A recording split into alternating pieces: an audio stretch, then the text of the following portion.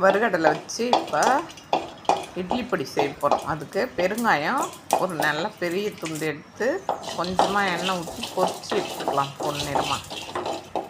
அதே வானலில் ஒரு 15 பல் பூண்டு அதையும் சேர்த்து நல்லா வறுத்து எடுத்துக்கலாம். ஒரு 20 வரமிளகாயும் வறுத்து எடுத்துக்கலாம். ஜீரகம் 1 ஸ்பூன், மிளகு 1 ஸ்பூன், சோம்பு 1 ஸ்பூன் அதையும் வறுத்து அது கூடவே சேர்த்துக்கலாம். கருவேப்பிலை ஒரு கைப்பிடி அளவு வறுத்து அது கூடவே சேர்த்துக்கலாம்.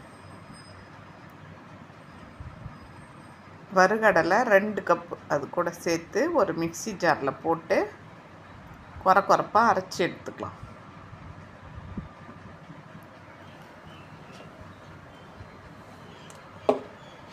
பாதி அரைப்பட்டு ஓட விட்டுக்கலாம். உப்பு 1 ஸ்பூன் சேர்த்துக்கலாம். இட்லி பொடி சூப்பராக ரெடி ஆகிடுது.